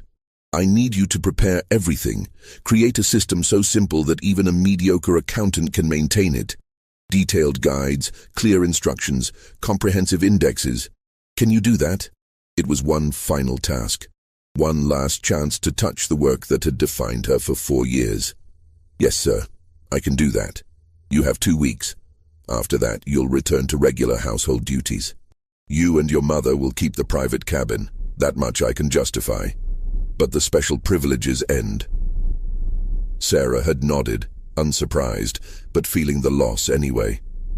"There's one more thing," Mr. Vance had added. "Fletcher was right about some of it. You did more than just copying. I know that. You probably know this plantation's finances better than I do." Sarah had said nothing, neither confirming nor denying. "I want you to know, I am grateful for your work, for your discretion, under different circumstances." He'd trailed off, unable or unwilling to finish that thought. "Just prepare the transition materials. And Sarah, after you're done, forget everything you learned for your own safety. Forget all of it." As if she could. As if 4 years of knowledge could simply be erased. "Yes, sir," she'd said anyway. And so Sarah had begun her final task, organizing her own obsolescence. The 2 weeks Sarah had been given to prepare the transition stretched into 3 as the scope of the work became clear. 4 years of complex financial systems needed to be documented in a way that someone with basic accounting skills could understand and maintain. Sarah worked methodically, creating detailed guides for every aspect of Fairmont's bookkeeping. She wrote a master index for all the ledgers, explaining what each one contained and how they cross-referenced. She created step-by-step instructions for common transactions, how to record a cotton sale, how to process payroll, how to handle equipment purchases. She compiled templates for monthly reports, quarterly summaries, and annual tax preparations. And as she worked, she noticed something she'd missed before. New discrepancies, recent ones. At first, she thought they were errors, perhaps entries Mr. Vance had made himself during the brief periods when he tried to maintain the books without her help. But as she looked closer, she saw a pattern. Purchases from a textile supplier in Charleston. Regular orders of cloth for worker clothing, purchased at prices that seemed reasonable at first glance. But when Sarah checked the actual quantities delivered against the number of people on the plantation and the amount of cloth each person would need annually, the numbers didn't match. Too much cloth was being purchased. Far too much. She'd cross-referenced with the storage records. The cloth wasn't accumulating in inventory. It was being recorded as distributed and used. But Sarah had helped her mother distribute clothing for years. She knew how much fabric actually went to the quarters, and it was nowhere near the amount being recorded in the books. Someone was skimming. Again.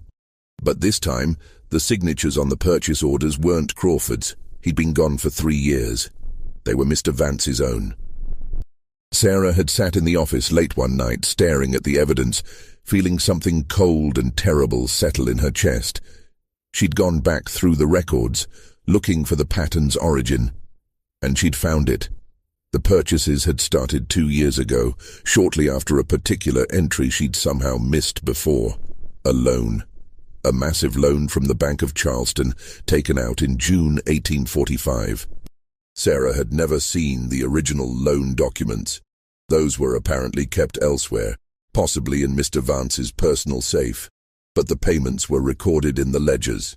$12,000 annually, paid to the bank like clockwork. $12,000 was a staggering sum. Why would Mr. Vance have needed such a loan? Sarah had gone searching through older records, ledgers from before her time, before even Herbert's time, and there, in a ledger from 1836, she'd found the answer. Mr. Vance's father, the previous owner of Fairmont, had died with enormous debts, gambling debts, investment losses, money borrowed and never repaid. When Thomas Vance inherited the plantation, he'd also inherited those obligations. He'd managed to consolidate them into a single loan from the Bank of Charleston, using Fairmont itself as collateral. The plantation was mortgaged to pay for his father's mistakes. Thomas Vance didn't own Fairmont outright. The bank did. He was essentially a caretaker, running the operation and trying to earn enough profit to eventually pay off the loan and secure clear title to the property. But the plantation wasn't earning enough. Sarah could see it in the numbers. Revenue was declining, cotton prices had dropped over the past 2 years, and yields had been below average. Expenses were rising, the profit margins were shrinking. At the current rate, Mr. Vance would never pay off the loan. Eventually, he'd default, and the bank would foreclose. So he'd started stealing from his own operation. Small amounts, skimmed from purchase budgets and routed to a personal account. Money he was saving for when the inevitable happened, when he lost Fairmont and needed to start over somewhere else. Sarah had stared at the ledgers, seeing the full picture for the first time. Mr. Vance was a failing businessman desperately trying to hide his failure. That's why he'd accepted her help so readily. Not because he valued her skills, but because he needed someone loyal, someone who couldn't leave or tell others. Someone who would keep perfect records that would hide his theft from bank auditors. She'd been useful, a tool to help him maintain the fiction of success while he quietly prepared to flee. And now that she was a liability, now that rumors had made her a risk to his reputation, he was discarding her.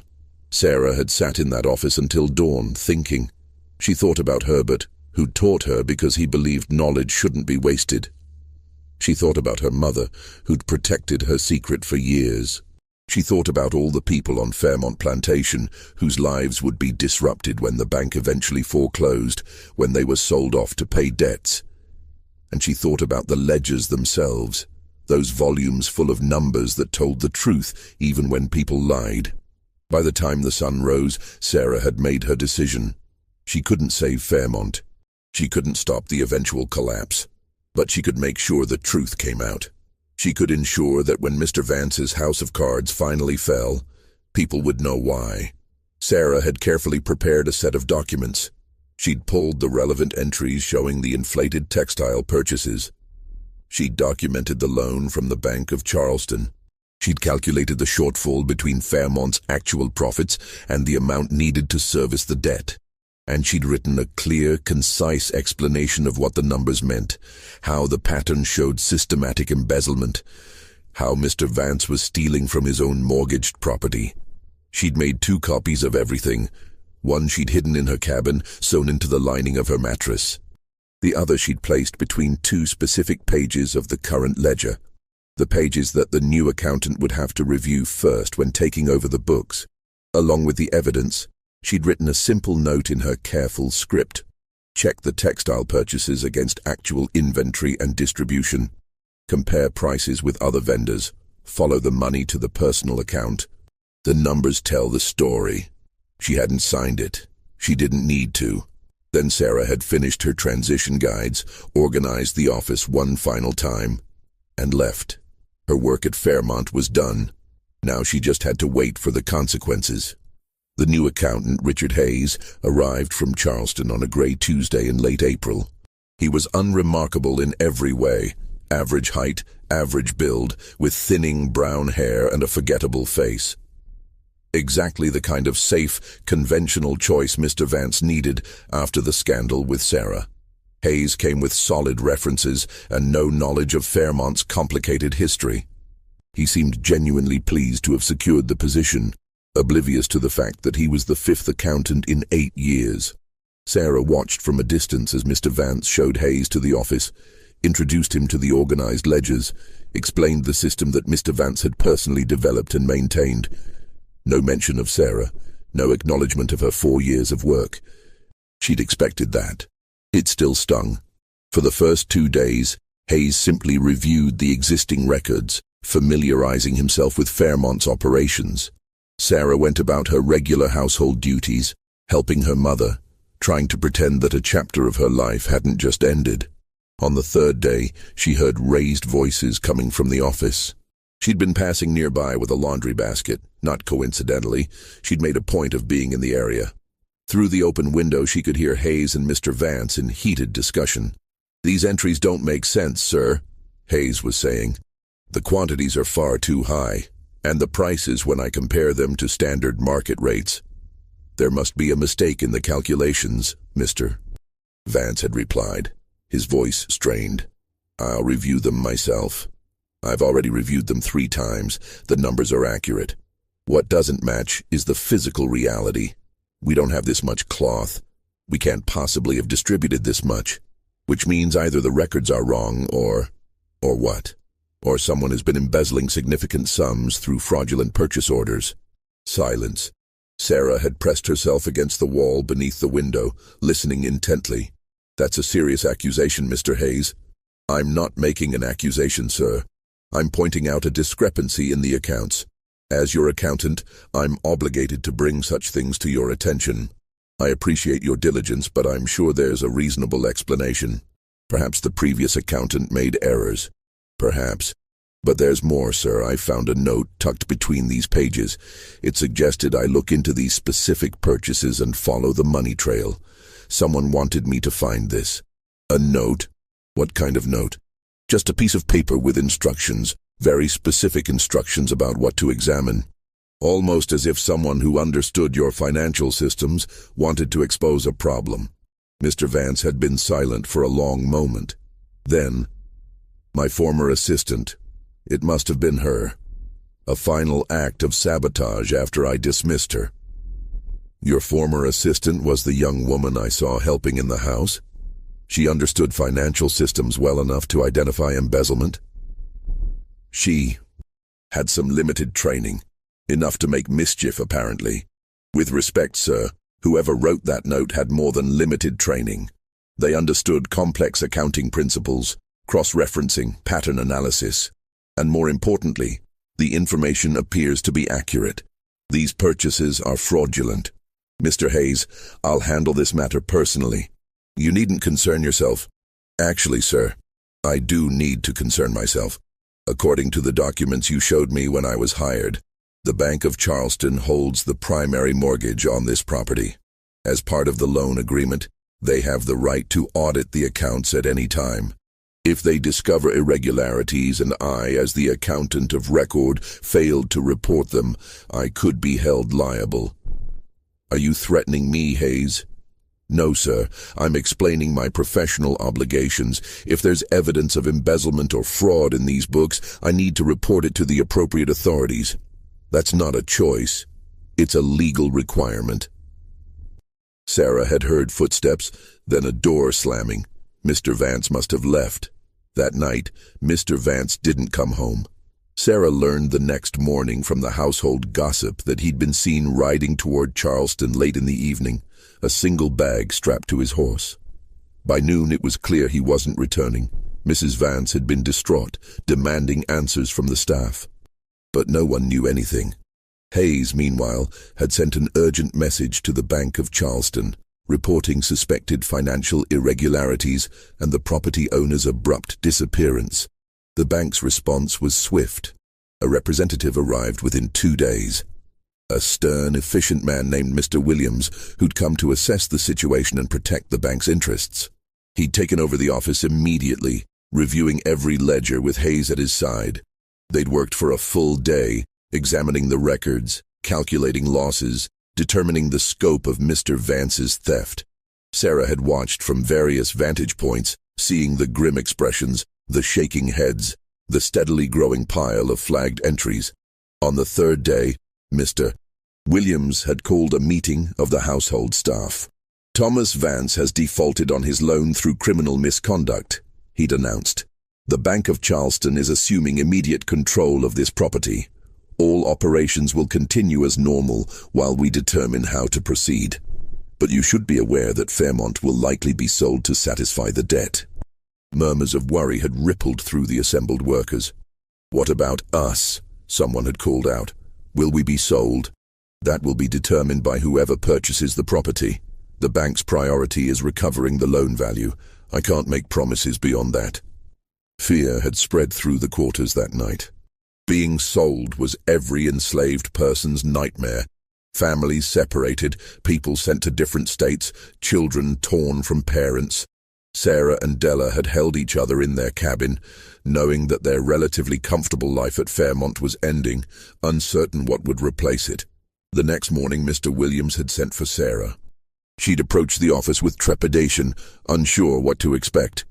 Williams and Hayes were both there, seated at the desk, a ledger open between them. "Sarah, correct?" Williams had asked. "Yes, sir. Mr. Hayes has informed me that you had some involvement with maintaining these records. Is that accurate?" Sarah had glanced at Hayes, trying to read his expression. He'd looked back neutrally, giving nothing away. "I helped Mr. Crane, the previous accountant, sir. He taught me some basic bookkeeping." "Basic bookkeeping," Williams had repeated, a note of skepticism in his voice.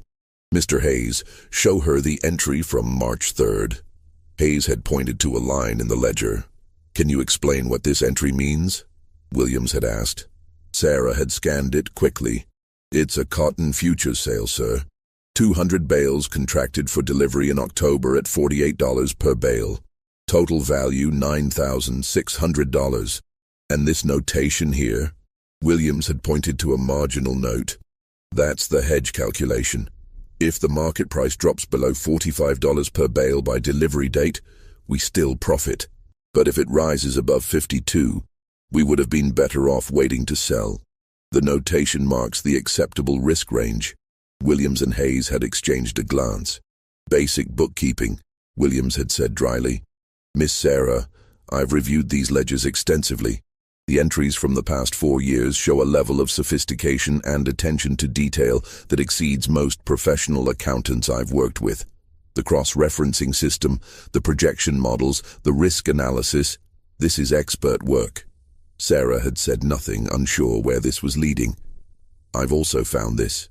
Williams had held up the note Sarah had left. "This is your handwriting, isn't it?" Yes, sir. You left this information for Mr. Hayes to find.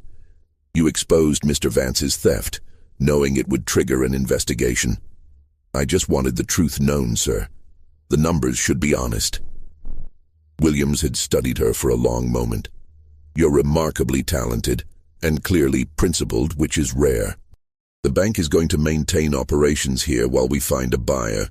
That means we need someone to manage the records in the interim. Mr. Hayes will serve as the official accountant of record, yes. Society and the law require that. But we both know these books need someone who truly understands them, someone who knows Fairmont's operations intimately." He'd paused. "I'd like to offer you an unusual arrangement. Sir, you'll continue managing the actual ledgers. Mr. Hayes will review your work and serve as the public face, but you'll do the detailed accounting. In exchange, you and your mother will remain at Fairmont with protected status." You'll be compensated with better conditions, and I'll make sure that when this property is eventually sold, your sales contracts include specific guarantees."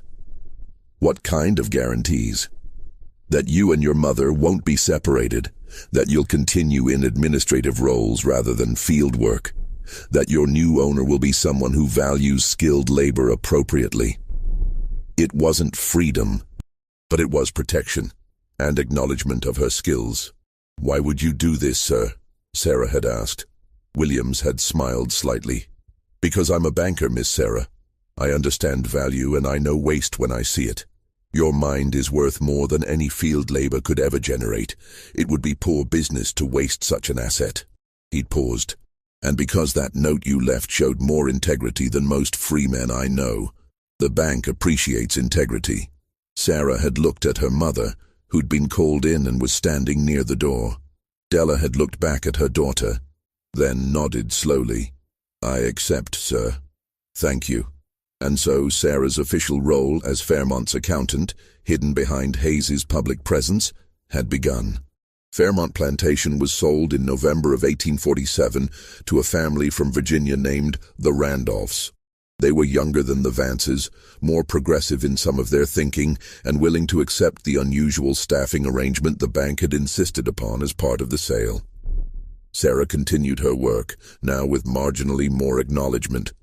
The Randolphs knew she was essential to the operation, treated her with a certain respect, even occasionally asked her opinion on business matters directly. It wasn't freedom. She was still enslaved, still property, still bound to the land and the people who owned it. But she had a role, a purpose, a skill that made her valuable in ways that transcended the brutal calculations of the human property ledger. And she began doing something new, something just for herself. In a hidden journal, using a simple cipher she'd developed, Sarah started keeping different records, not business accounts, not financial ledgers. She recorded the names of every enslaved person on Fairmont. Their families, their skills, their stories, their humanity. When children were born, she noted it, not as an acquisition or an increase in property value, but as a birth, a new life, with parents' names and hopes recorded. When people died, she wrote their names with respect, listed what they'd been good at, who they'd loved, what small joys they'd found in hard lives. When couples formed relationships, she documented them. Not legal marriages, those weren't allowed, but bonds of affection and commitment that deserved recognition.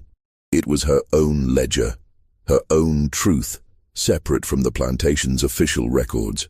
She wrote about the small rebellions, the tool accidentally broken on a day when someone was too sick to work safely, the extra food smuggled from the kitchen to a family struggling, the songs sung in the quarters that carried coded messages of resistance. She wrote about moments of beauty, a wedding celebration, unauthorized but joyfully held, a child taking their first steps, a garden blooming with vegetables that supplemented the sparse rations. She documented everything the official ledgers never captured, the human cost of the institution, the resilience of people who refused to be reduced to property values, the dignity maintained in undignified circumstances. The journal grew over years, filled with names and stories and truths that would otherwise have been lost. Sarah knew it was dangerous to keep such records. If discovered, it would be proof of her literacy, evidence that could be used against her. But she'd spent too many years maintaining books that reduced people to numbers. This was her counterledger, her testimony that they were more than what the world claimed.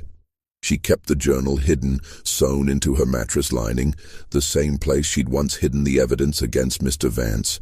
And she continued her double life. By day, the accountant who kept Fairmont's financial records perfect. By night, the chronicler who preserved the story's numbers couldn't tell.